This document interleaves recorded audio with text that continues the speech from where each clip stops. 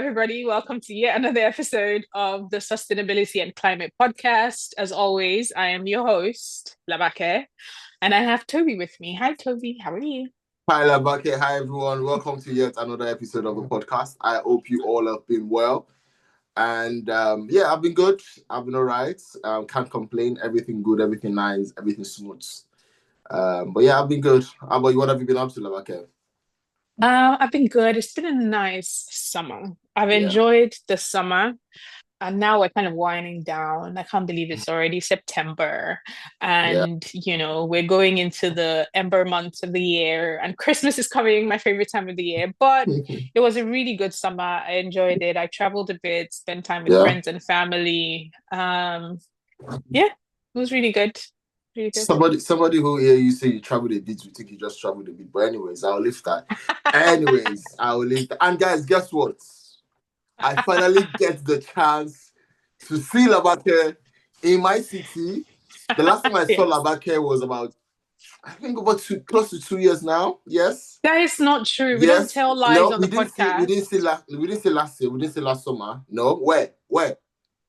We literally saw so many times last year because No. we recorded some episodes in person in that was London 2 in the years ago. studio. That was 2 years not ago. 2 years ago. No, that was not 2 years ago. That How was fast do you think time is flying, babes? No, that was 2 years ago. No, it wasn't. I'm going to pull up the receipts after this recording. It was not planned. Well, was it planned? Well, I knew she was coming where. Because I think I made a post when I saw her that I only get to see Labake when there's an event because Labake operates a VIP policy kind of calendar. And on that day, I was very lucky enough to be in the same space with her. And so, yes, we saw. We took a picture, which I'll post on this episode as well. And, we keep talking about these debates. Who is the best? Who is that? Somebody said something, which I'm also going to read. I'm also going to post again so that people get to see. Who is this person? Okay, so I made a tweet, right? Because Labake mentioned. So I made a tweet and I said, Labake said, Toby, I'm off to Iceland for a wedding. I'll record the podcast from there. And I said, oh, nice, have fun. Fast forward to a few days. My timeline is drowning in videos from a particular wedding. The next episode of the podcast will be a drilling one for Labake because she did not tell me she was going for that wedding, which I accused her of when I saw her. And somebody said, you both are so cool. And I said, aha, thank you. I'm the cool one. And guess what? The person agreed. Ladies and gentlemen, we have a winner. That's not no. We're not qualifying that. No, I don't agree. Who is the person? What is the criteria of measurement of you being the best or the coolest? The person said, you both are so cool. And I said, thank you, I'm the cool one. She now said, as if I don't know Labake very well, but you're very cool. And you're the best. So, ladies and gentlemen, it's someone that knows both of us. So they're not speaking of a place of, the person knows the two of. Who is the person? Is that okay? If you can remember a lady called Busolami who used to work at Social Good. She used to work with you. Nobody. She said now coercion. No, she used to work with me. Does not mean that now she has the freedom and the liberty. And she was saying it to you. If I message or respond to that and say, well, I am he's the coolest, she might change. And I'm sleeping with it, eating with it, and we have an answer. But anyway, guys, yes, I saw Labake at a fashion show. It was lovely to see her after 2 years. Even though she came to support a friend who was exhibiting at a fashion show, which her pieces were amazing. I love the shout out to Kenade, if I'm correct. Yes, she had this amazing pieces which she displayed on the African Fashion Week London. So shout out to your friend for giving me the opportunity to get to see you, because I'm sure if not for that event, I'm not sure I would have the liberty to be in your presence. So thank you to the organizers of that event. I can't wait to pull up the receipt. I can't wait to pull up the receipts to show that it hasn't been 2 years. I can't. All right, so you bring it out. I take the lead. But anyways, yes, It was good to see you. What have you been up to? What are you up to in the next couple of days, weeks before we call summer over? Yeah. It's a busy few months as the year winds down. I think there's a lot happening, a lot of conferences, a Yeah. lot happening because COP30 is kind of coming up. Mm-hmm. And so I'm convener for a conference in Lagos, Nigeria in Gay. October Come on, come on. called Sustainability Table Series. And so it's going to be in October. And so there's a lot that, we're kind of working on towards that. So if Yeah. you're in Lagos, come through. I will share more details Yeah. closer to the time, but it's going to be in October, I believe the 23rd of October, and it's going to be a Okay. great conference talking everything sustainability. So yeah, there's quite a few things kind of happening as the year winds down. So that's going to be me. I've had a fun summer, been in here, dipped in Yeah. and out of a couple places. But it's time to put my head down and kind of close out the year That's um good. in an impactful way. How about you? Well, talking of October, I should be in Lagos in October. Yes, I should be in Lagos in October for a wedding. Nice. The wedding is 16, 17, but I'm gonna extend my stay maybe so that I can attend Labake's event. And again, Thank you. another opportunity for me to see Labake twice in a year. Can you Uh, see that he's coming for a wedding? Nothing anyway, else. so yes, But anyway. that's me in Lagos. But yes, I'm planning a symposium in October, a Yes. symposium and an award in October to celebrate Labake's country's independence, which also happens to be my country. Yeah, so yeah, I've been very busy with a lot of things. I started a new organization called Dev Talks. So yeah, more details to come. And so yeah, I'm excited about the many things that we have planned, the many conversations around development, around policies, around philanthropy, as well. It's not a podcast, even though it's called Dev Talks. Because a lot of people have been asking me, "Oh, you're starting a new podcast?" I said, "No, it's not a podcast. It's a company that is We are focused." the only podcast. Yes, we are the only podcast. Is around having conversations and roundtable conversations around development policy, the diaspora as well. So yeah, that's something I'm excited about, and more details will be shared on the podcast. But again, a very interesting news I have to say that this is the last episode of season 3 of the Sustainability and Climate podcast. It has been an amazing, amazing season. We've had interesting, amazing, impactful guests, and we want to say a very big thank you to all our listeners on both Spotify and on YouTube for your support, your consistency. We see you, we see the numbers, it keeps growing by the day, and so I want to say thank you so much for sticking with us 3 seasons. Even though this season brought us out of our shell, now Labaki has to apply the makeup, has to make sure that she's looking good with her glasses, the hair is well laid. I have to make sure that I'm wearing suits, which, we have to do for Has been the... tough in the summer months for Toby. Exactly. And, just to make sure that we look... But no, we want to really say a big thank you to Yes. everyone that has joined us on the our guests, our listeners, everybody, our assistant, our editor. Thank you so much for making this season a very interesting one. And we look forward to season 4. And as usual, we always bring you the best. We always look for ways to get better.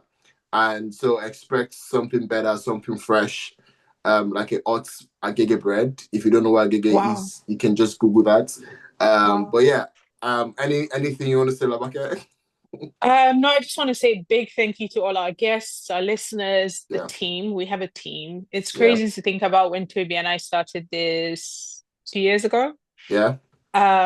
What the podcast has grown into, the incredible people it's given us the opportunity to speak with, the platform it's created, and the people that we've kind of got to work with and bring on board the team. It's also interesting to meet people and they say, "Oh, you're Labake Sustainability podcast." It's always weird to me.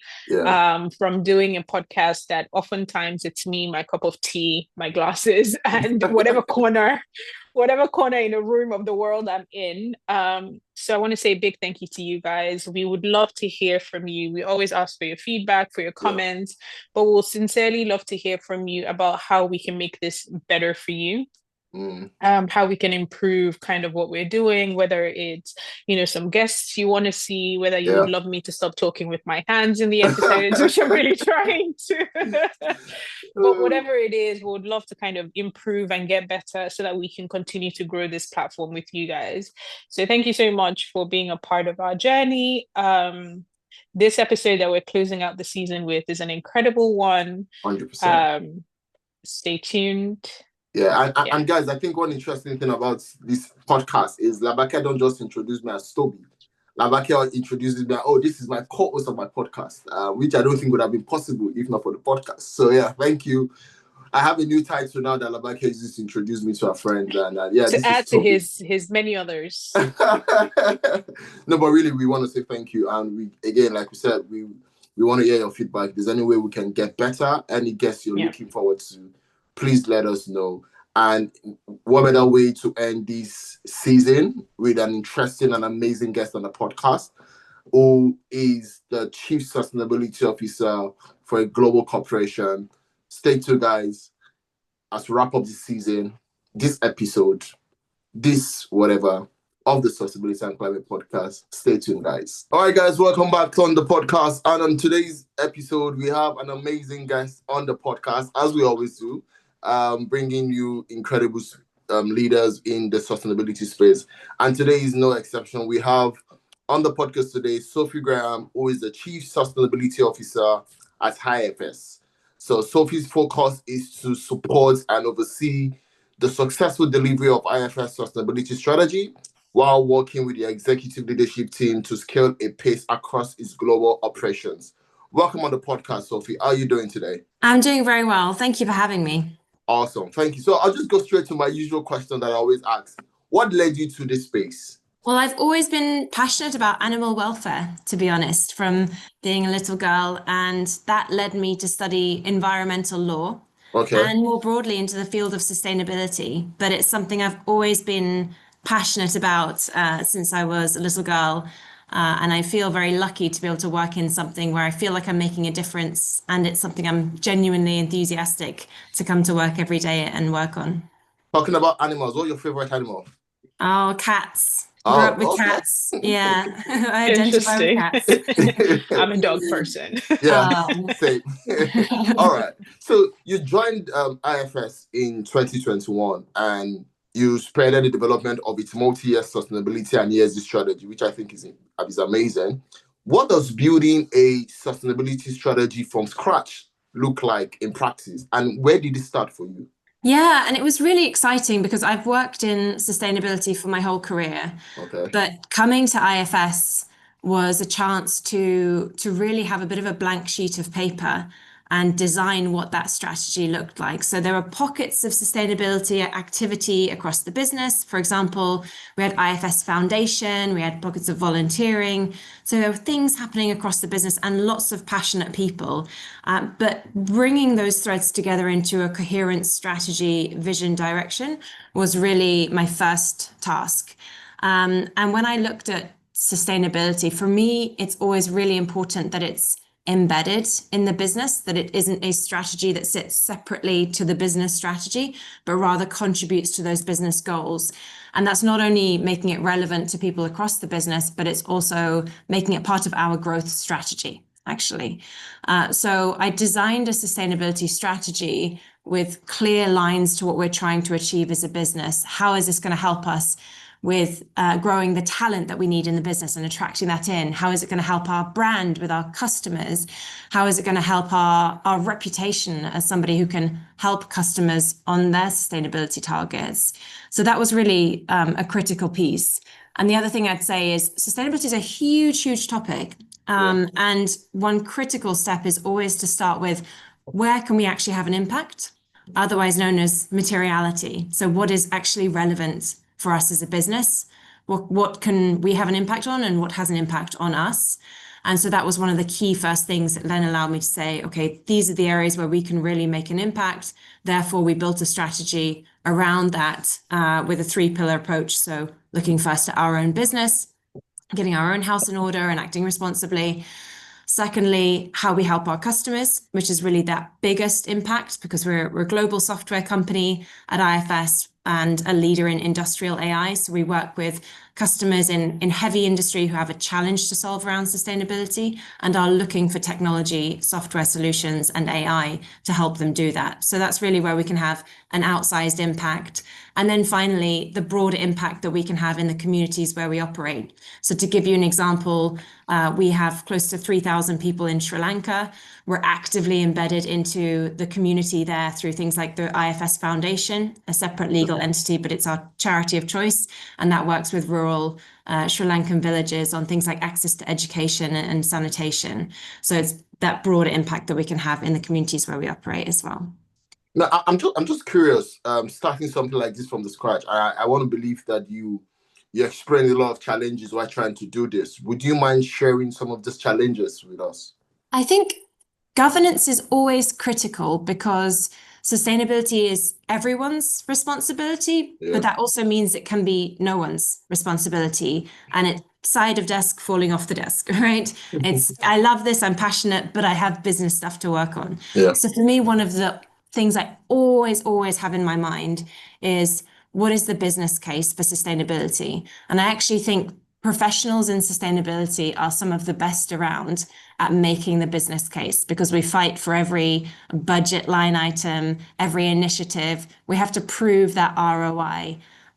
So you get very, very adept at kind of making that case. And certainly for me, that depends on who I'm speaking to. But when I look at this through the so what lens, if I'm speaking to our chief revenue officer, I'll be talking about the importance to our customers and the impact that this can have on sales.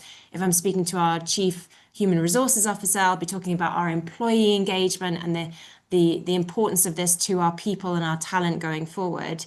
If I'm speaking to our CFO, I'll talk about our shareholders. We're privately owned by private equity that has sustainability really as one of its top priorities and takes a long-term approach to that value creation. So depending on who I'm speaking to, I'm always thinking of what's the so what angle, where's the business case in this? And that's helped overcome the idea that this sits separately to business and business growth. Awesome. That's a great point. Yeah. That's a great point. But I want to ask, once the sustainability strategy is in place, how do you then ensure that it translates into measurable action across the different regions and functions, as you mentioned, your HR, your CFO? How do you ensure that it translates into measurable action in a global company like IFS? Absolutely. And I think governance is really critical. And right from the start, I was thinking about how do you shape that governance to tackle that everyone's responsibility, no one's responsibility issue, and make it relevant to people in different functions and across the globe. Because sustainability does mean, I've had the privilege of working in a couple of different countries, and it means different things in different areas for sure. So one of the first steps that I did was to set up a network of sustainability business partners who were nominated by the executive for that particular area. So, for example, VP of Marketing Operations or Head of Procurement. And these people were really designed to be key decision makers, senior in different functions that would translate the huge topic of sustainability into, okay, what does it mean for my area? How is it relevant for me? And we've been upskilling that network to have this force across the business that helps to really make that topic meaningful and relevant in each function. I think that's particularly critical as we grow, because this needs to scale. And rather than growing a sustainability team, it's much more powerful if you can embed it into the business. And that really helps us grow in a very efficient way as well for sustainability. So I think that sustainability business partner network is a key one. Focused layered governance is I think the name of the game. So we've got a board sponsor, we've got a steer co on sustainability that meets quarterly as a kind of highest internal body with a CFO and CMO and other C-suite.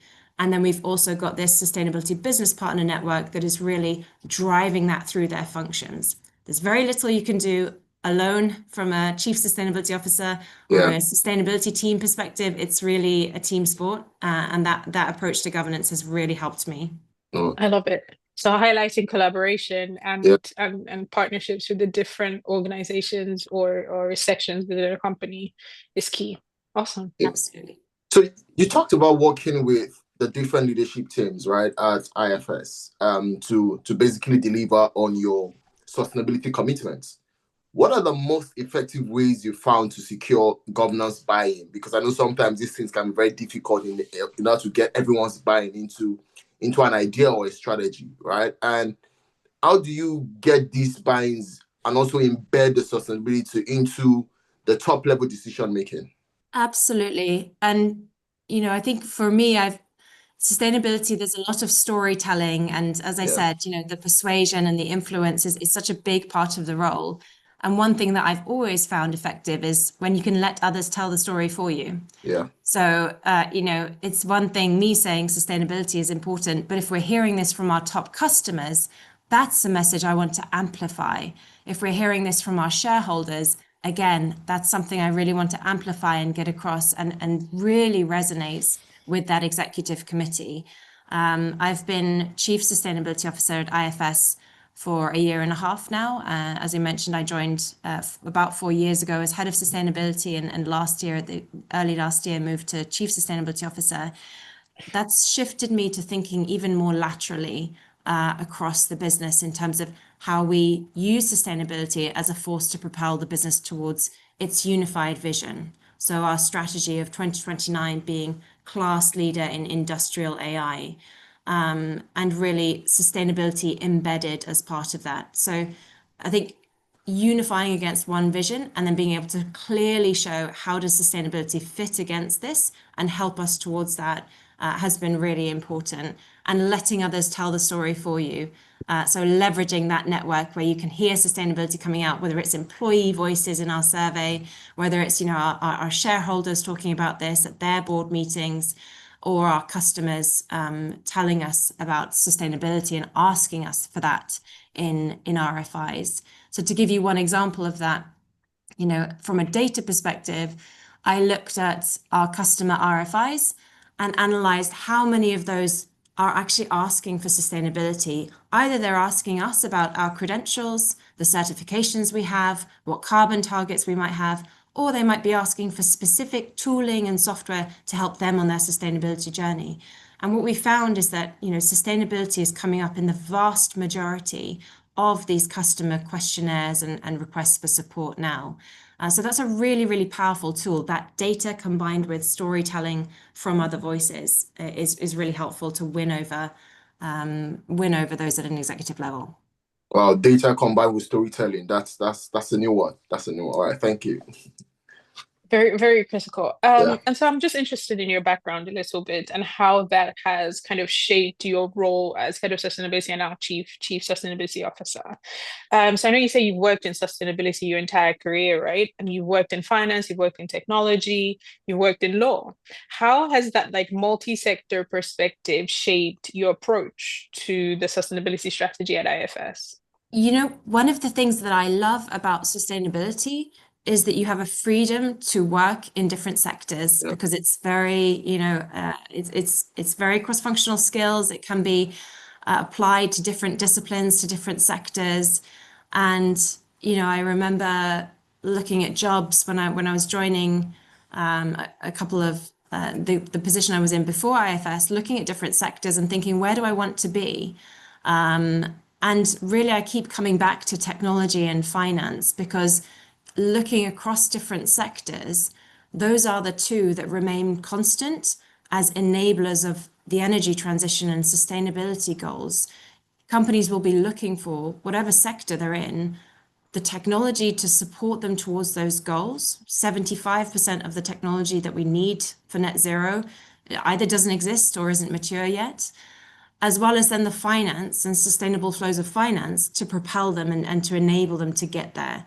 And you can see that, for example, in the EU with the green finance deal and so on. So I think those two sectors, technology and finance, are where you can have this ripple effect from the very epicenter of sustainability across other sectors.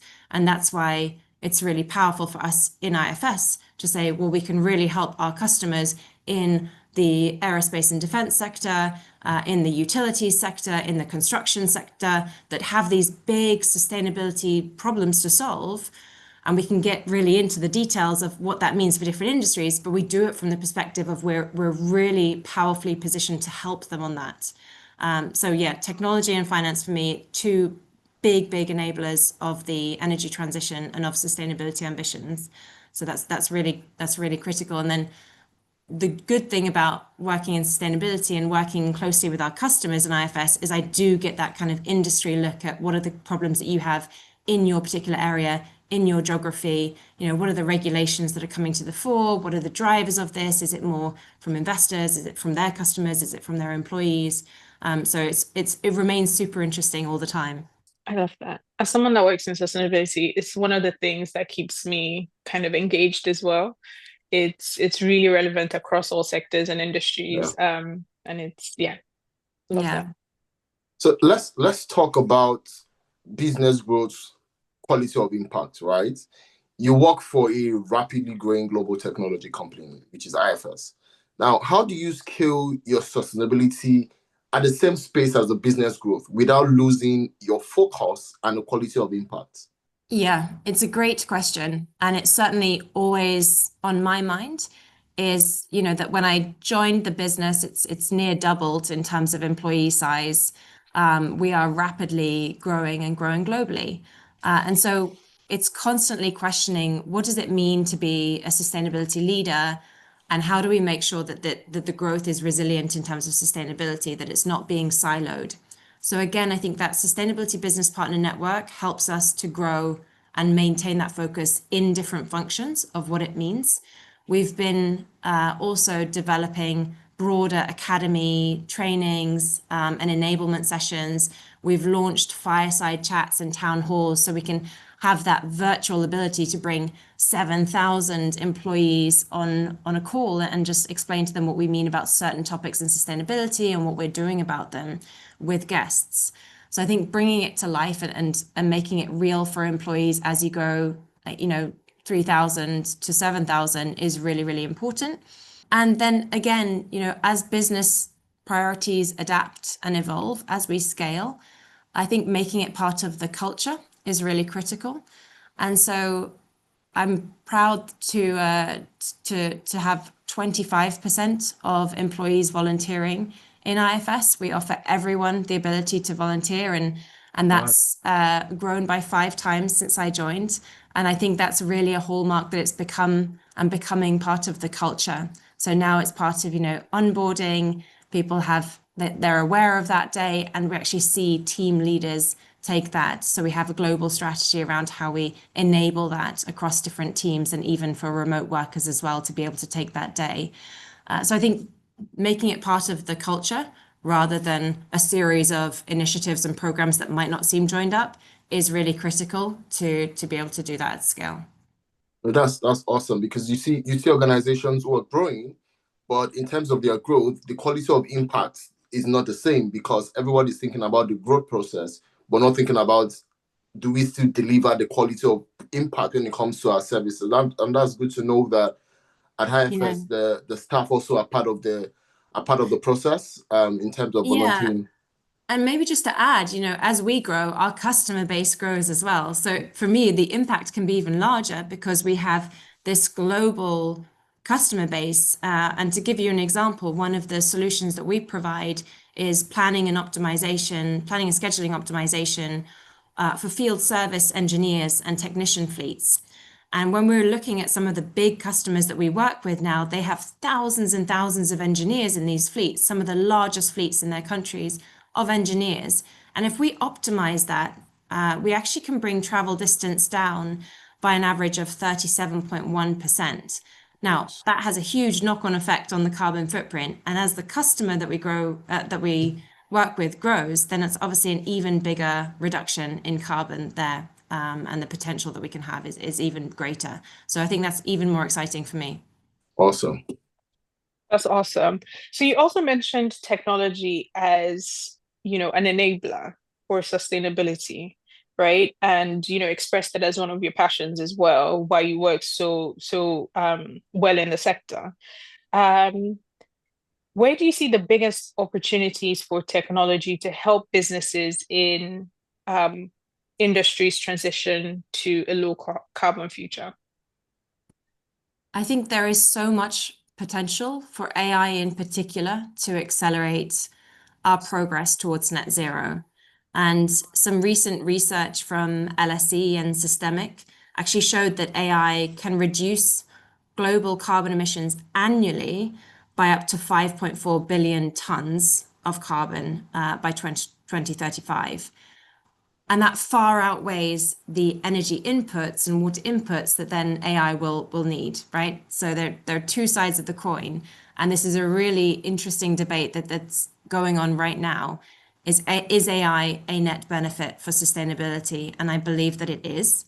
And we are seeing already a lot of customer data case studies coming back that shows this huge impact on their sustainability goals through AI, through industrial AI.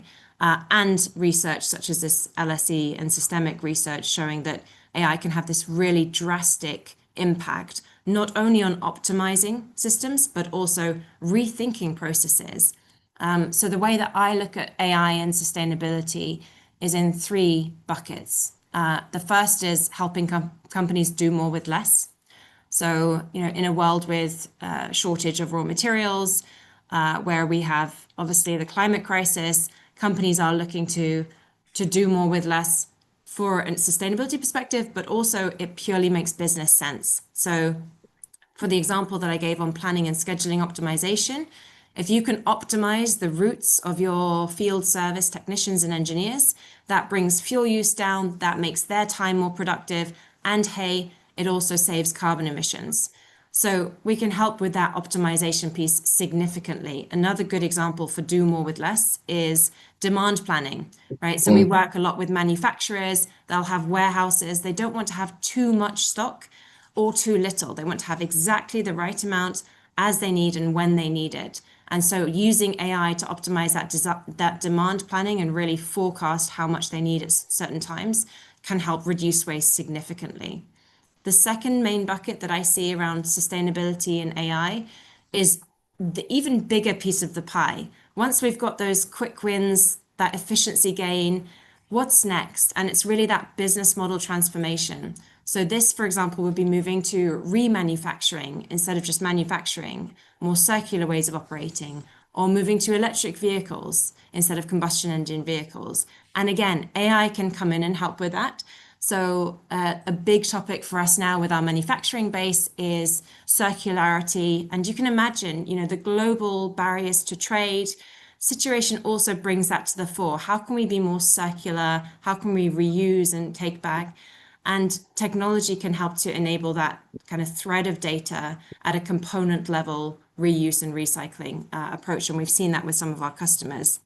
And then the third and probably the most intuitive area is that when we talk about sustainability, I don't know about you, but I feel that we keep going back to this topic of data. And when I speak to customers, that is consistently the number one pain point is, getting a hold of that data, making sure it's good quality. And then once you've got good quality, you can apply AI on top of it. But the first priority is always how good is your data? Because it's said with AI, it can be garbage in, garbage out. Right? So you need to make sure the underlying data is really good quality. And when we talk about ESG data, it is actually your operational data that sits somewhere in the backbone of your business. Your supplier data would be in procurement. Your people data would be in your human capital management system. Your energy data would be your invoices and finance system.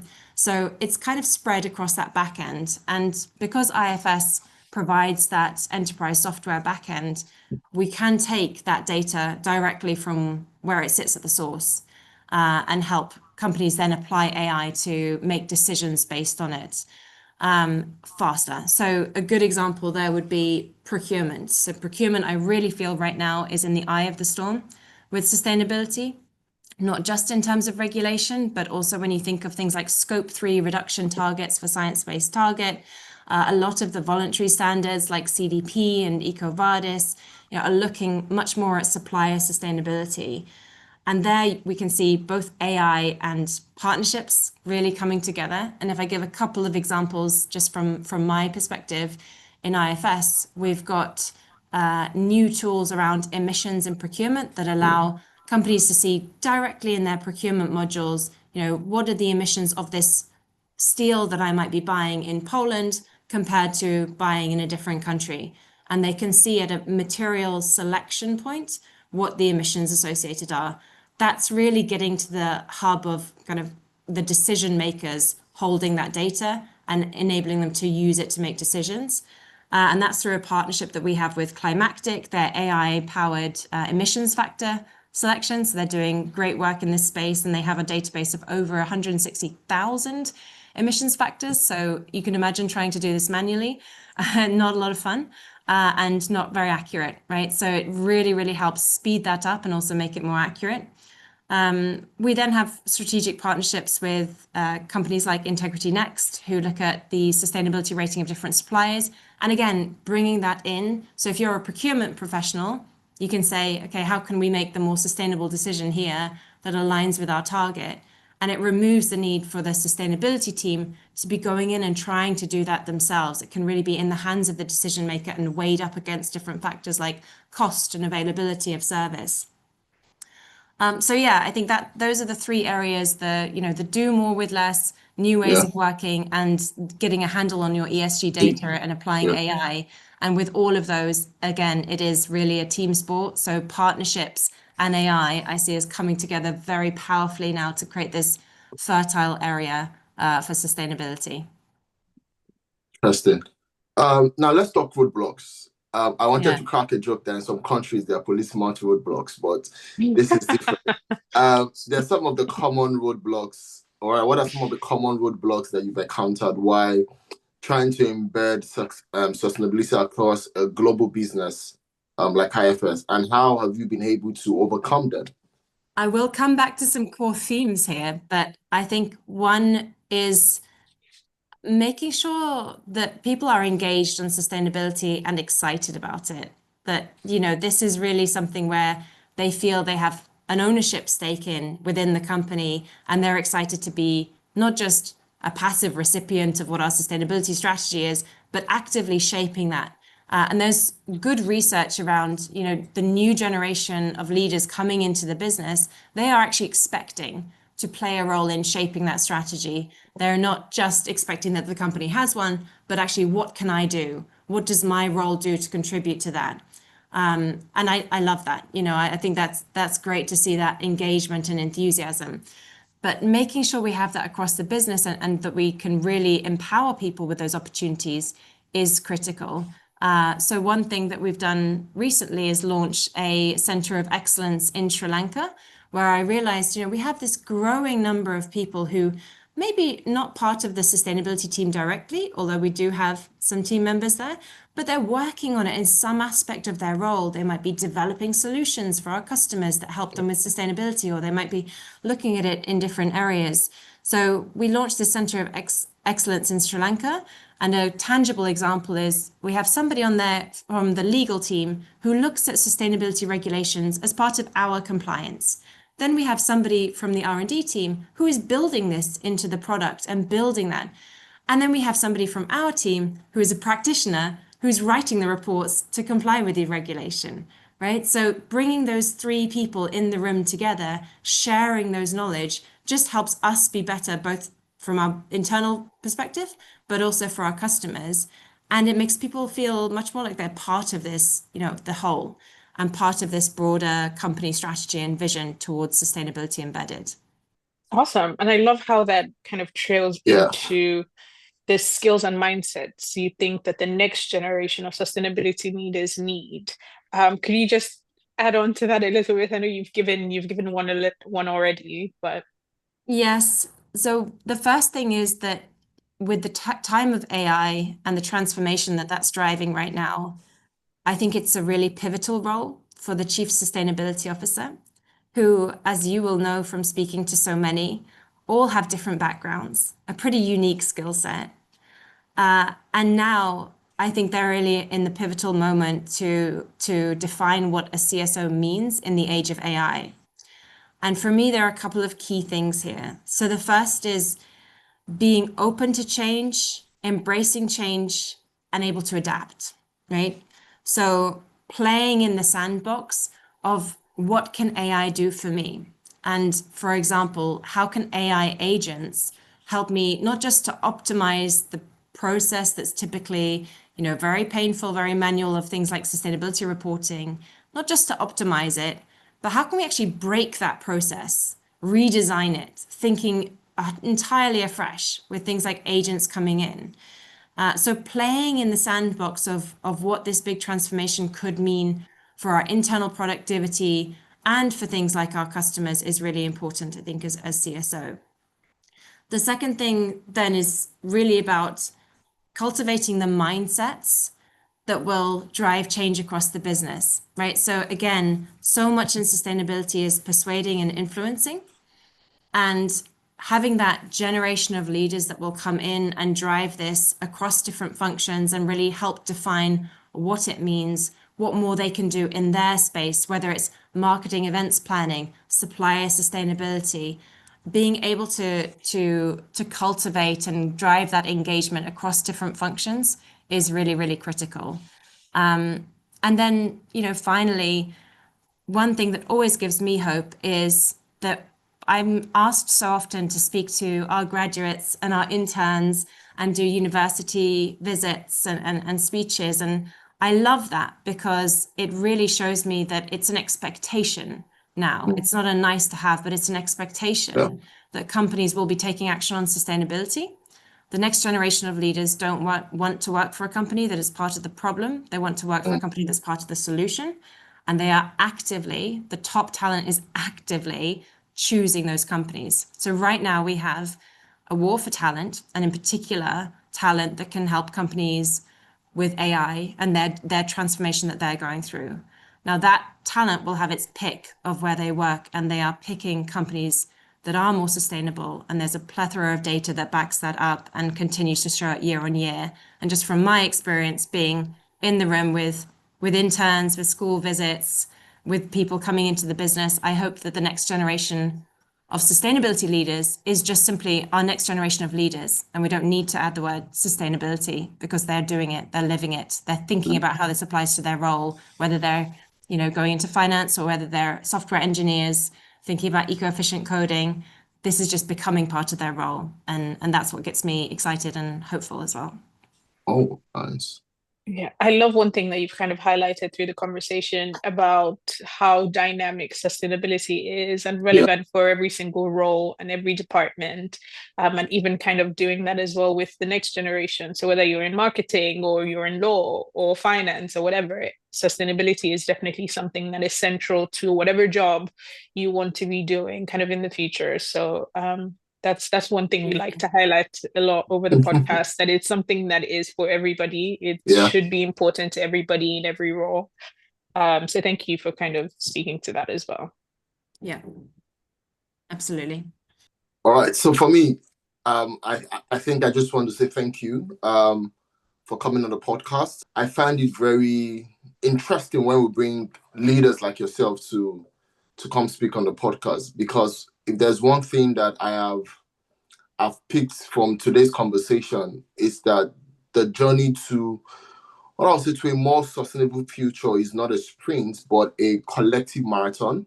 And while it looks like the road ahead would demand creativity, innovation, collaboration, I think for me, it's also filled with extraordinary positivities and possibilities as well. And with what you've shared about what your organization is doing and what you're doing as the Chief Sustainability Officer, I believe that IFS stands ready, not only to meet the challenges, right, but also to lead by example. And how can you lead by example is by proving that business growth and sustainability, like you mentioned, can and must move hand in hand. You can't say you want to achieve business growth and you leave sustainability. There's a possibility that both of them can work hand in hand. And I like I always say on this podcast, that it is the duty of everyone, either you're a customer, you're an organization, you're an individual. It is the future of everyone's hands to see how we can come together to build not only innovative solutions, but also solutions that are inclusive, solutions that are resilient. And the one that is very, very important is solutions that are sustainable for our businesses, for our communities, and for generations to come. And it's also glad to see that these things are also embedded in the organization, getting staff to volunteer, getting people to be part of the change that we want to see. And for that, I just want to say thank you for coming on the podcast. And I hope that we get to read more and see the amazing work that your organization is doing, because it's obvious that from this conversation, one thing that I've picked is that for your organization, it is not an afterthought for you guys. It is the art of how you grow. It is in terms of purpose, in terms of your responsibility. And we hope that you continue on that journey, and we look forward to reading more and seeing more of the amazing things you do. So thank you so much, Sophie, for coming on the podcast. I don't know if Labake, I just tried to give her the opportunity to say one or two things if she has anything to say. No, just want to say a big thank you for coming on the podcast. We're going to be paying attention to the new sustainability reports that come out. I know IFS regularly publishes the sustainability report. So if there's any new one that you want us to share with our audience, please let us know, and we would kind of attach it to the episode as well. But no, thank you for coming on and generously sharing kind of your knowledge and, you know, your strategies. We look forward to having you on again. Thank you. It was a pleasure to come on. So thank you very much for having me, and great to chat. All right. Thank you, Sophie. All right, guys. Thank you so much for joining this episode. And until next time, keep staying safe and also protecting our environment. Thank you so much, guys. Bye.